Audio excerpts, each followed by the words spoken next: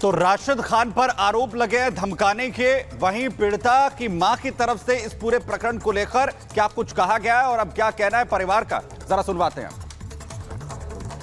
क्या कहा जा रहा है आपसे? चीन इतना ही धमकी दे रहा है कि अब मार डालेंगे। ये लोग कह रहे हैं कि सबको मार डालेंगे, धमकी दे रहे हैं। मुसलमान यही के रहने वाले, कहाँ बाहर के नहीं, भदरसा के। हाँ, कहीं गदारन देखेंगे तो उनको मार डाल। क्या कहा जा रहा है आपसे? चीन इतना ही धमकी दे रहा है कि अब मार डालेंगे। ये लोग कह रहे हैं कि सबको मार डालेंगे, धमकी दे रहे हैं। मुसलमान यही के रहने वाले, कहाँ बाहर के नहीं, भदरसा के। हाँ, कहीं गदारन देखेंगे तो उनको मार डाल। तो ये पीड़िता की मां को आपने सुना। इधर अखिलेश यादव से लेकर शिवपाल यादव तक किसी की भी जुबान पर गैंगरेप के आरोपी मोहित खान का नाम तक नहीं है।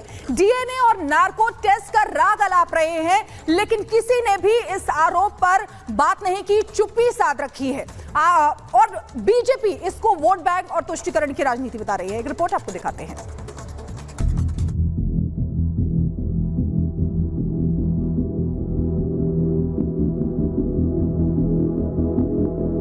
अयोध्या में एक बेटी से हैवानियत को लेकर मोदी और योगी गुस्से में हैं। मोदी ने आरोपियों पर कड़े एक्शन के निर्देश दिए, पीड़ितों से मिलने के लिए टीम को भेजा और कहा कि पीड़ितों को हर हाल में इंसाफ दिलाएं।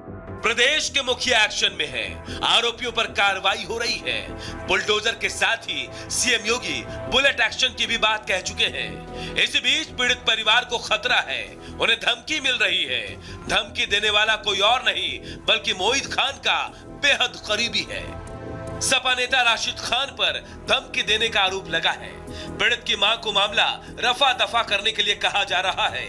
बात ना मानने पर जान से मारने की धमकी देने के आरोप लग रहे हैं। जिस राशिद पर आरोप लगा है वह एसपी के नगर पार्षद का चेयरमैन है, लेकिन मोदी और योगी ने साफ कर दिया है कि आरोपी कोई भी हो उसे बख्शा ना जाए।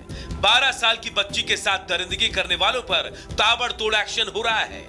एक दुकान पर बुलडोजर चल चुका है और अब दूसरे की बारी है। शायद समाजवादी पार्टी जानती है कि राज खुलेंगे तो उंगली उन पर भी उठेगी, इसीलिए ना तो आरोपी मोहित पर एक्शन की बात हो रही है, ना ही उसे पार्टी से निकालने पर चर्चा। हाँ, मुद्दे को लेकर इधर उधर की बात जरूर हो रही है। डीएनए से लेकर नार्को टेस्ट तक की बात कहने लगे हैं। अखिलेश यादव कह रहे हैं डीएनए टेस्ट होना चाहिए। शिवपाल यादव नार्को टेस्ट की बात कह रहे हैं। अवधेश प्रसाद ने डीएनए टेस्ट का राग पकड़ लिया है। जो भी दोषी हो, कानून के हवाले रखकर उनके खिलाफ जो भी कानून सजा देता है, सख्ती के साथ उनके खिलाफ कार्रवाई होनी चाहिए। इनोसेंट को फंसाया न जाए और इसको और अच्छा आने के लिए डीएनए टेस्ट लगा लिया जाए, डीएनए टेस्ट करा लिया जाए। मुस्लिम से, यादव से पता नहीं कौन सी दुश्मनी है, हमें बता ही नहीं सकते। तो पुराना है। अखिलेश जी कहते थे कि अवधेश अयोध्या के राजा हैं, लेकिन अफसोस है कि अवधेश जी भी चुप हैं। अयोध्या के राजा अवधेश चुप है। धिक्कार है ऐसे अवधेश जी पर, धिक्कार है। एक शब्द नहीं बोल रहे हैं। समाजवादी पार्टी के लिए अयोध्या का यह केस गले की ऐसी हड्डी बन चुका है जिसे वो ना निगल पा रहे हैं ना ही उगल पा रहे हैं, क्योंकि आगे विधानसभा उपचुनाव होने वाला है और अयोध्या के मिल्कीपुर सीट पर भी वोटिंग होनी है। मिल्कीपुर में मुस्लिम और यादव वोटर निर्णायक भूमिका में रहते हैं। ऐसे में अखिलेश यादव मोहित खान के खिलाफ अगर कोई भी बयान देते हैं तो इससे उन्हें मुस्लिम वोटरों के छिटकने का डर है। अखिलेश की जो भी मजबूरी हो, लेकिन सीएम योगी की लाइन एकदम क्लियर है कि ना तो अपराध बचेगा ना ही अपराधी। Bureau report, Republic Bharat. तो समाजवादी पार्टी लगातार मोहित खान के बचाव में है, जो कि मुख्य आरोपी है, लेकिन सच से दूरी सपा की मजबूरी क्यों है? आइए ग्राफिक्स के जरिए आपको जल्दी से बताते हैं। कुकर्म पर आखिरकार क्यों समाजवादी पार्टी भटका रही है? सपा को वोट बैंक का डर सता रहा है और इसीलिए समाजवादी पार्टी मुख्य आरोपी के बचाव में है। यूपी की 10 सीटों पर जल्द उपचुनाव होंगे और इसको भी ध्यान में रख रही है समाजवादी पार्टी। आधी से ज्यादा सीट पर मुस्लिम निर्णायक साबित होंगे और ऐसे में मुस्लिम वोटर्स ना छिटक जाए, उसका ख्याल समाजवादी पार्टी को सपा का M/Y समीकरण पर जोर हमेशा से रहता है और यही जो जोर है, यही M/Y फैक्टर जो है वो सपा की मजबूरी है। इंडी वाले बोलेंगे तो वोट बैंक छिटकने का डर है, ये समाजवादी पार्टी की बड़ी मजबूरी है जो हम आपको बता रहे हैं। मिल्कीपुर में अच्छी खासी तादाद में मुस्लिम वोटर्स हैं और इसीलिए समाजवादी पार्टी इतने बड़े मसले पर खामोश है और मुख्य आरोपी के बचाव में है। मुजफ्फरनगर की अगर बात करें तो मुजफ्फरनगर की मीरापुर सीट पर 1 लाख मुस्लिम वोटर्स हैं, यहां पर भी उपचुनाव होने हैं, जबकि कुंदरकी में करीब 58%, खैर में 30,000 मुस्लिम वोटर्स हैं जो कि समाजवादी पार्टी के वोटर्स हैं। मझगवा में 22,000, सीसामऊ में 80,000 वोटर्स हैं और यही वजह कि समाजवादी पार्टी लगातार इस पूरे मामले पर या तो खामोश है या फिर मुख्य आरोपी की बचाव कर रही है। तो सबसे दूरी सपा की मजबूरी आखिर क्यों है, ये हम आपको बता रहे थे। और सीधे ग्राउंड जीरो पर चलेंगे, हमारी सहयोगी प्रगति हमारे साथ जुड़ी हुई है। प्रगति, देखिए डीएनए टेस्ट का राग अलापा जा रहा है, नार्को टेस्ट की बात की जा रही है, लेकिन जो आरोपी है उसका नाम तक नहीं लिया जा रहा है। बीजेपी इधर से कह रही है कि तुष्टीकरण और वोट बैंक की राजनीति कर रही है। आप ग्राउंड पर हैं इस समय, क्या तस्वीर वहां से देख रही हैं प्रगति?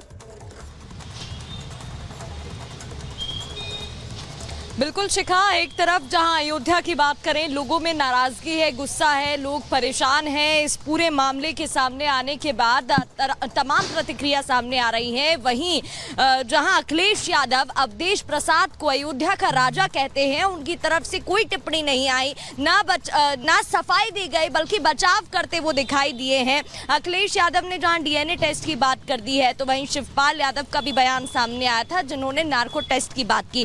कल क्योंकि बीजेपी का जनप्रतिनिधि मंडल आया था तो हमने एक एक करके सबसे बात की थी और उन सब का कहना था कि ये राजनीति के लिए किया जा रहा है और अब तक जब कोई एक्शन नहीं लिया गया है सपा की तरफ से, जो कि मोहित खान है, सपा नेता ही है, ना उसको हटाया गया ना बर्खास्त किया गया, ये एक बड़ा क्वेश्चन मार्क है कि ऐसा क्यों किया जा रहा है। कल जब हमने इसी मुद्दे पर साधु संतों से बात की थी तो उनका भी कहना था कि उपचुनाव करीब है, 10 सीटों पर चुनाव है और उसी को देखते हुए वोट बैंक की राजनीति, वोट बैंक की सियासत करते हुए सपा शांत है, चुप है और इस वजह से कोई भी टिप्पणी सामने नहीं आ रही है।